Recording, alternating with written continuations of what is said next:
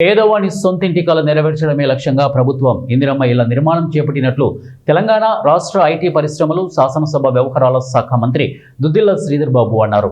జయశంకర్ భూపాలపల్లి జిల్లా కాటారం మండల కేంద్రంలోని BLM గోడెన్లో గృహ నిర్మాణ శాఖ ఆధ్వర్యంలో కాటారం, మహాముత్తారం, మహాదేవ్పూర్, మల్హార్రావు, పలిమెల మండలాల్లోని ఇందిరమ్మ ఇళ్ల లబ్ధిదారులకు ఇందిరమ్మ ఇళ్ల మంజూరు పత్రాలు మహిళా శిశు సంక్షేమ శాఖ ఆధ్వర్యంలో ఏర్పాటు చేసిన పోషణ మాసం కార్యక్రమానికి జిల్లా కలెక్టర్ రాహుల్ శర్మతో కలిసి మంత్రి శ్రీధర్ బాబు ముఖ్య అతిథిగా పాల్గొన్నారు.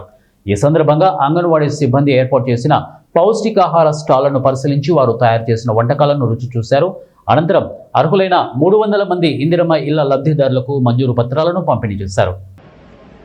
వచ్చిన తర్వాత మీ అందరికీ కూడా తెలుసు 200 యూనిట్ల కరెంట్ సంబంధించి ఇక్కడ ఉన్న ప్రతి ఒక్కరికి కూడా ఈరోజు కరెంట్ బిల్లు వస్తలేదు.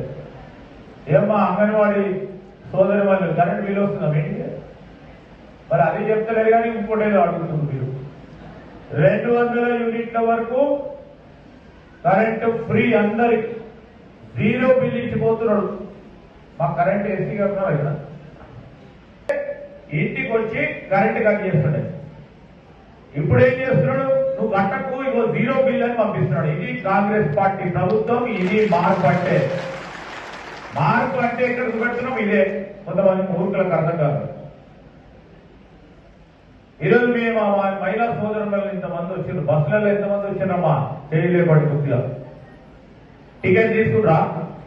ఏమా అడిషనల్ కలెక్టర్ గా ఉన్న మా సోదరులకి కానీ, మీకు కానీ, మార్కెట్ కమిటీ చైర్మన్ కానీ, పీడీకి కానీ ఎవ్వరికి కూడా మహిళలకి ఏ బస్సులు ఎక్కినా ఫ్రీ బస్సు ఇచ్చింది ఎవరు?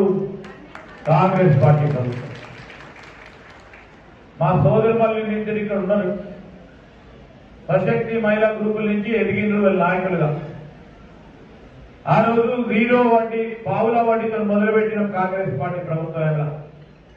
పావుల వడ్డీ చెక్కులు ఇస్తుండే, దాని తర్వాత 0 వడ్డీ చెక్కులు ఇచ్చే కార్యక్రమం చేసినాం. ఈ 10 సంవత్సరాల కాలంలో పావుల వడ్డీకి సంబంధించి తిరిగి మీకు ఒక్కసారి కూడా చెక్ ఇయ్యలే కదా ప్రభుత్వం. ఈసారి ప్రతి 3 నెలలకు 4 నెలలకు చెక్కులు ఇచ్చే కార్యక్రమం చేసినాం. పావుల వడ్డీ విషయంలో ఈరోజు వడ్డీ లేని రుణాలు ఇవ్వాలి మహిళలకు సంబంధించి వాలి, మరి వారిని వాణిజ్యపరంగా ముందుకు తీసుకెళ్లాలని ఒక ప్రయత్నం జరుగుతా ఉన్న సందర్భం.